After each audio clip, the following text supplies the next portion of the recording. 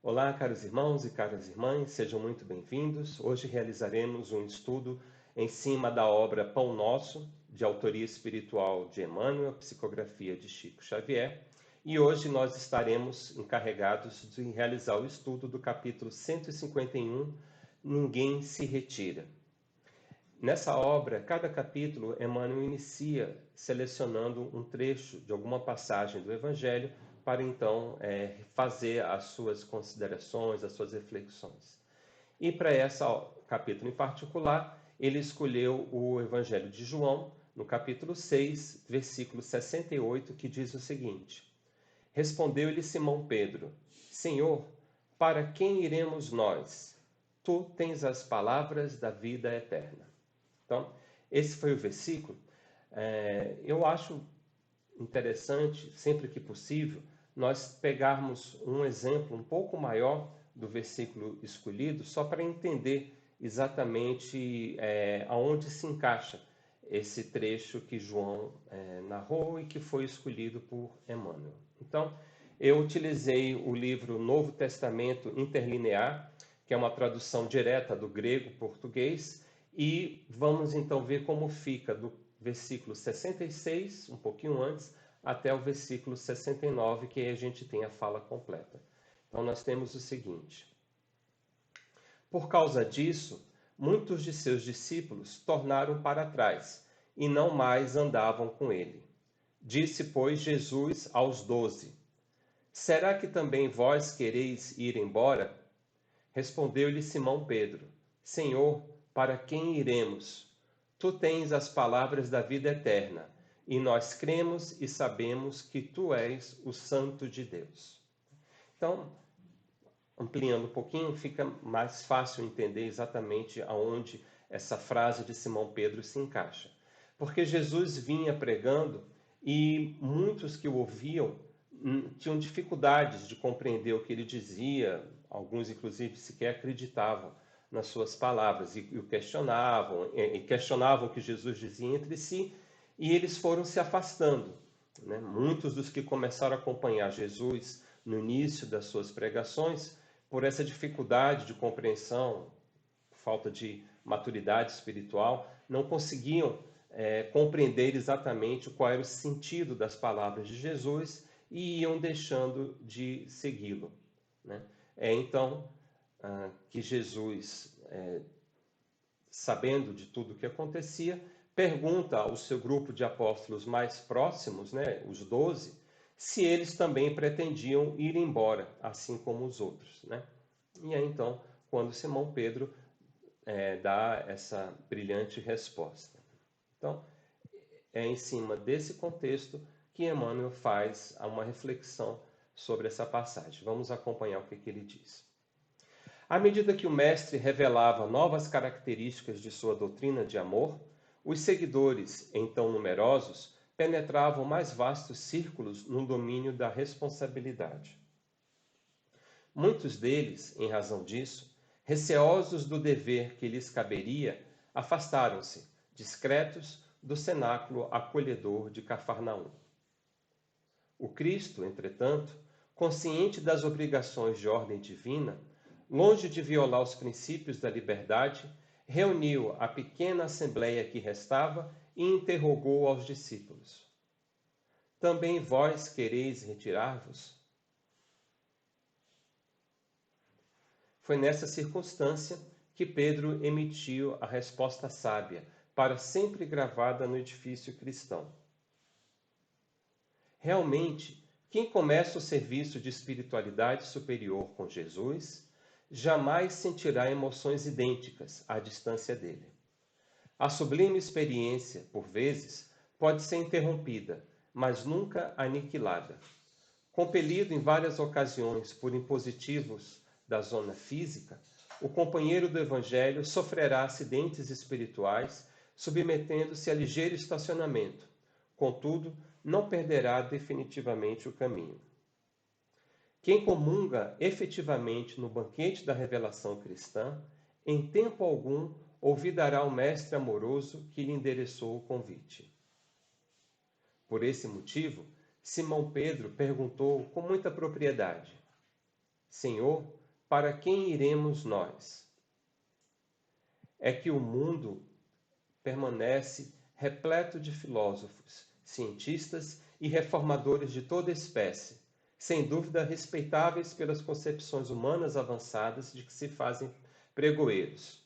Na maioria das situações, todavia, não passam de meros expositores de palavras transitórias, com reflexos em experiências efêmeras. Cristo, porém, é o Salvador das almas e o Mestre dos corações, e, com ele, encontraremos os roteiros da vida eterna. Então, essa foi a lição de Emmanuel, bastante apropriada para os nossos tempos atuais, porque também ela nos traz reflexões que podemos, digamos assim, atualizar para o nosso contexto atual. Mas antes de darmos sequência a essas conclusões em cima do que Emmanuel anotou no capítulo 151, eu gostaria de voltar para refletirmos ainda mais um pouquinho para a frase inicial que abre o capítulo, que é justamente a passagem dessa obra de João, do Evangelho de João, né? Então nós temos aqui, por causa disso, muitos de seus discípulos tornaram para trás e não mais andavam com ele. Disse, pois, Jesus aos 12, será que também vós quereis ir embora?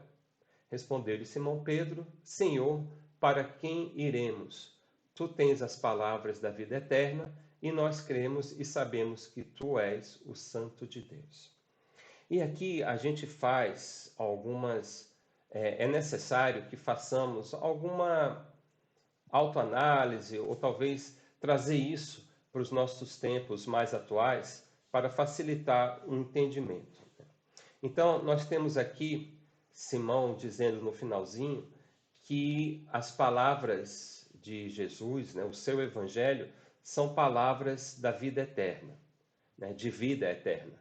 E, de fato, as palavras de Cristo são de vida eterna, por quê? Porque elas são verdadeiras. Elas atendem às necessidades e aos anseios, às angústias de todas as pessoas, tanto os infelizes quanto os infelizes, tanto os que já viveram, como os que vivem e os que ainda viverão ao longo do tempo. Por isso, inclusive, o Evangelho de Jesus é tão atual quanto nunca, né? Então, ali nós temos, nessas palavras de vida eterna, né, nessas palavras que representam, que são a expressão da verdade, um código moral que, insistindo mais uma vez nessa questão, por representarem a verdade, é um código moral eterno. Então, ele delineia ali, ele enumera claramente todas as condições do bem necessárias para que o homem se conduza ao seu destino eterno. Lembrando que todos nós fomos criados simples e ignorantes, porém todos destinados à perfeição, né? A perfeição relativa que compete à humanidade alcançar. Então, para alcançar essa perfeição moral, espiritual e mesmo intelectual, claro, possível ao reino humano, é necessário termos um código, termos princípios do bem para pautar as nossas ações, para que consigamos nos sublimar dia após dia. E esses princípios nós encontramos todos eles reunidos no Evangelho de Jesus. Então, naquele momento, Pedro compreendeu claramente o motivo da questão de Jesus, né? Porque, como os 12 também circulavam entre as pessoas, ouviam os comentários, ouviam pessoas dizerem que os princípios de Jesus eram muito difíceis de serem seguidos, porque exigiam uma transformação íntima da pessoa. Exigiam, como Paulo comentou, deixar para trás o homem velho, né? E muitos não estavam dispostos a isso, né? Achavam provavelmente muito bonitos os preceitos, achavam que as preleções de Jesus eram de alto valor, mas que isso não lhe dizia respeito, né? Então, eles acabavam por, aos poucos, achar aquela linguagem um tanto quanto indecifrável, um tanto quanto estranha, porque era o convite que Jesus sempre fazia para essa transformação íntima, né? Para o abandono do velho homem, para que então possa renascer o novo homem, a nova mulher, ou seja, pessoas em transformação moral, em aperfeiçoamento constante. Então, e essa questão, ela é obviamente aplicável a todos os cristãos, mas ela é ainda mais aplicável aos espíritas, porque muitos de nós se acercam, né, não só da boa nova do Evangelho, mas da boa nova rediviva que o Espiritismo traz, né, já que o Espiritismo resgata o Evangelho o Evangelho de Jesus na sua pureza primitiva, na sua pureza original. Por isso dizemos que o Espiritismo é o Evangelho redivivo, renascido, né? E continua a obra do ponto que o Cristo não pôde ir mais além nas suas explicações por falta de capacidade cognitiva daqueles que o ouviam, né? Muitos conceitos Jesus não pôde desenvolver, lançando apenas os germes embrionários de ideias como reencarnação, o início do que seriam os princípios da justiça divina na sua aplicação mais abrangente, né, onde teríamos a doutrina de causa e efeito, muitas vezes aonde a causa não se encontra nessa vida, enfim. Esses conceitos eram demais para a época que Jesus vivia, porque mesmo o mais básico que ele trouxe já não era compreendido, nem mesmo era plenamente compreendido entre os seus discípulos mais íntimos, entre os 12. Né? Então, Jesus ele revelou que era mais urgente esses princípios morais para serem o guia básico para a sociedade cristã que nascia ali. Né? E foram necessários, então, a passagem de 18 séculos, com todas as transformações sociais, científicas, intelectuais e morais, para que, então, o Espiritismo pudesse dar continuidade aos ensinamentos de Jesus, como o Consolador que ele mesmo prometeu na última ceia que ele realizou com seus apóstolos antes da sua prisão. Então, mesmo para nós espíritas, que temos não só o Evangelho, mas nós temos as obras básicas de Allan Kardec e centenas de obras complementares, como, por exemplo, esta do Espírito Emmanuel, que estudamos, o livro Pão Nosso, ainda assim, nós escutamos ou estudamos essas lições, essas revelações, mas parece que a nossa mente não consegue penetrar nesses ensinamentos. Muitos de nós acreditamos, de uma certa maneira, no socorro celestial que buscamos nas horas de amargura, porém, quando passa essa dor, esse momento de provação e sentimos-nos um pouco mais seguros, parece que não temos muito interesse em aprofundar o estudo e, principalmente, em aplicar essas lições, aplicar as leis divinas na nossa própria transformação pessoal.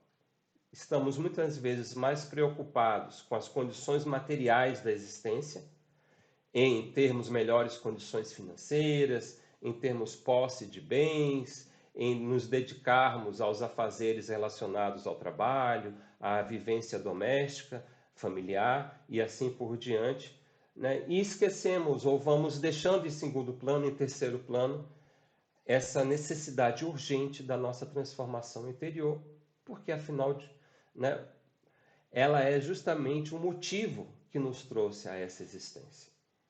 Esses outros pontos, eles são acessórios, são ferramentas, são compromissos que assumimos, mas o principal compromisso é com a nossa melhoria íntima, com a nossa cirurgia moral, para que possamos nos tornarmos melhores a cada dia e possamos, portanto, sermos verdadeiramente merecedores do título de discípulos do Cristo, né, de aprendizes do Evangelho. Mas, como acontecia com Jesus na época que ele pregava, vemos muitos irmãos que chegam na casa espírita ou que tomam contato com as obras espíritas e começam muito empolgados, muito animados com a leitura que fazem. Muitos conhecem o Espiritismo através de obras como O Nosso Lar, né, de André Luiz, e ficam maravilhados com esse horizonte, provavelmente porque sentem no íntimo que aquilo representa a verdade, né? Talvez o seu subconsciente identifique naquela leitura reminiscências da sua memória soterrada das existências pretéritas, né? E isso traz aquela empolgação inicial, mas que muitas vezes é aquela empolgação do fogo de palha. Quando o aprendiz do Evangelho, assim como o aprendiz da doutrina espírita, começa a compreender que é necessário abandonar os preconceitos, as crenças que se mostram equivocadas, ultrapassadas, e percebe que é necessário, então, transformar-se, muitos desanimam, porque talvez esperavam bênçãos gratuitas do céu, esperavam que a sua vida se transformasse em um mar de realizações fáceis.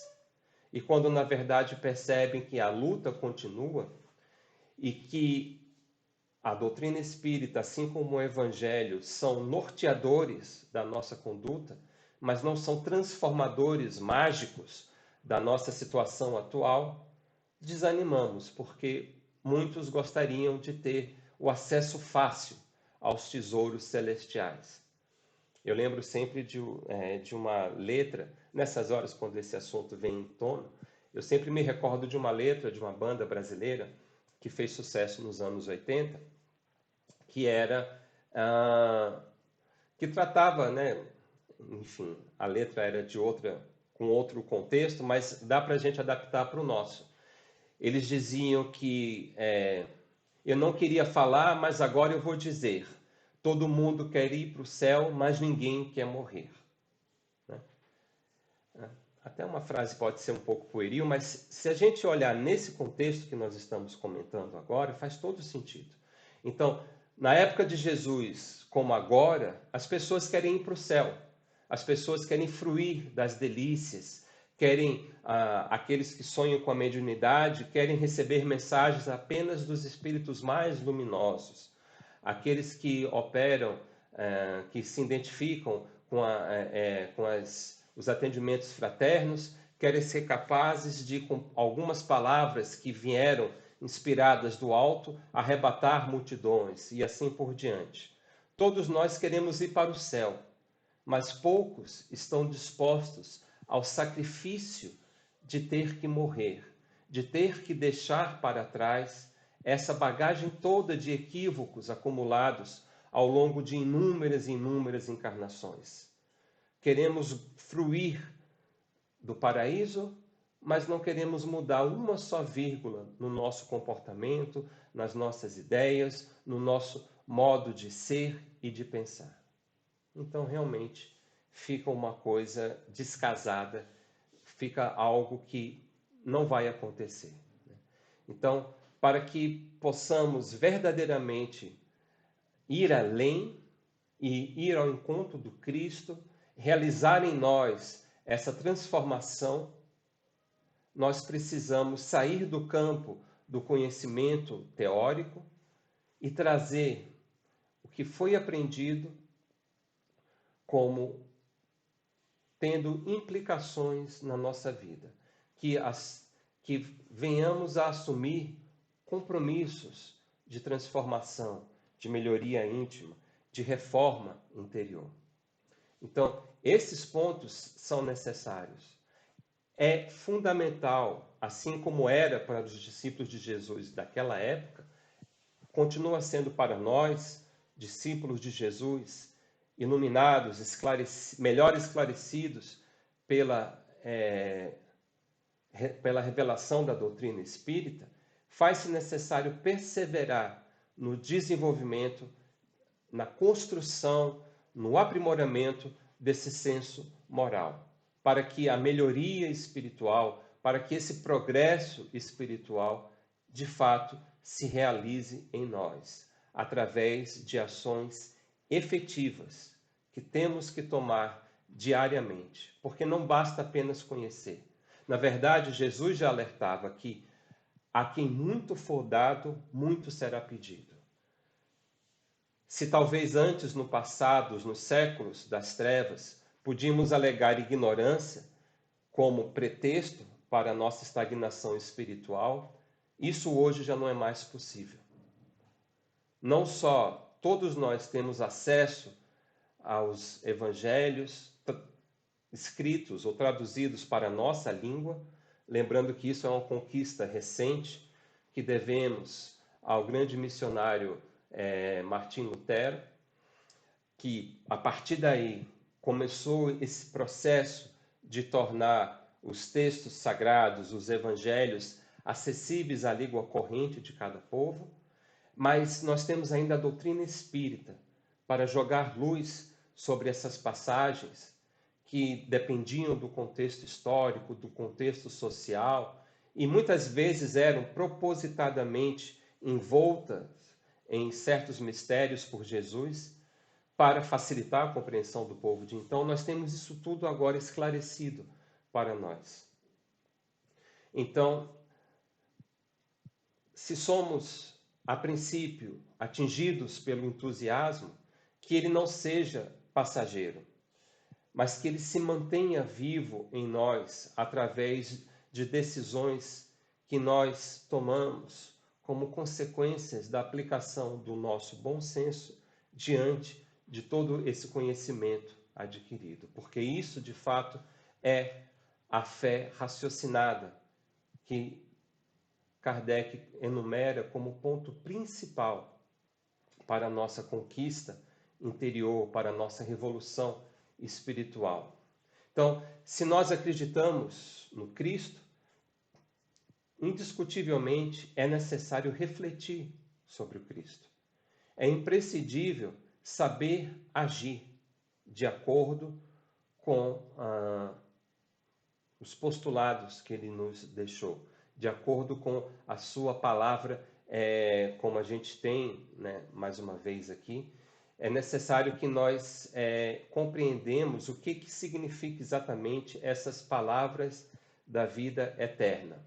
Que saibamos que, se elas são palavras de vida eterna, proferidas pelo Cristo, e se nós desejamos ser seus verdadeiros discípulos, nós precisamos, portanto, ser os seus representantes fiéis no caminho que seguimos, no caminho que estagiamos. Então, esses pontos são pontos fundamentais. E, então, compreendendo que essas palavras da vida eterna, que Simão Pedro classifica como sendo a simbolização do Evangelho de Jesus, compreendemos, portanto, que isto é um legado abençoado, que aponta as diretrizes seguras que nós devemos utilizar para nortear o nosso aprendizado na escalada evolutiva. E assim, então, jamais abandonaremos o Cristo, jamais abandonaremos as fileiras dos missionários da doutrina espírita, porque estaremos verdadeiramente buscando caminhar com o Cristo, em direção ao Cristo, aplicando as suas diretrizes como molde a pautar o novo homem e a nova mulher que vamos construindo gradativamente, bloquinho por bloquinho, dia após dia. E então, para concluir o nosso estudo, as nossas reflexões, eu trago um pequeno trecho de um texto do mentor espiritual da nossa casa, Humberto de Campos, conforme registrado no livro reportagens do além-túmulo. Jesus indicou a estrada e seguiu-a. Pregou a fé viva e viveu-a. Induziu discípulos e companheiros à coragem e demonstrou-a em si mesmo. Difundiu a lição do amor, entregando-se amorosamente a cada um. Expôs a necessidade do sacrifício pessoal e sacrificou-se. Exaltou a beleza do verbo dar e deu sem recompensa. Engrandeceu a confiança no Pai e foi fiel até o fim. Portanto, como mestre perfeito, ele não só trouxe palavras da vida eterna, mas ele aplicou pessoalmente cada uma delas para melhor demonstrar, para melhor ensinar a nós como viver de acordo com o seu evangelho. E isso Humberto de Campos sintetiza logo na primeira frase. Jesus não só indicou o caminho, mas ele mesmo fez questão de percorrê-lo, dando exemplo de cada um dos seus pontos, mostrando que, portanto, é possível que nós também sigamos a mesma estrada e estejamos com ele. Que não fiquemos para trás, como ficaram os outros que ouviam Jesus, mas que caminhemos com ele, que aprendamos com os seus exemplos, materializados no seu evangelho, na palavra da vida eterna. E possamos, com o Cristo, aprendermos a sermos melhores e melhores a cada dia. Essas foram, portanto, as nossas reflexões para esse estudo. Espero que tenham sido proveitosas e que nos auxiliem a reforçar o nosso compromisso de, com Cristo, sermos melhores a cada dia. Que Deus nos ampare nesse propósito, inspire-nos e fortaleça a nossa fé e a nossa vontade, para que sigamos resolutos nessa estrada com o Cristo. Muito obrigado a todos que assistiram até o momento e desejamos uma excelente semana, que Jesus nos acompanhe com o seu amor e que possamos sempre estar na sua melhor sintonia. Muito obrigado novamente, que assim seja, graças a Deus.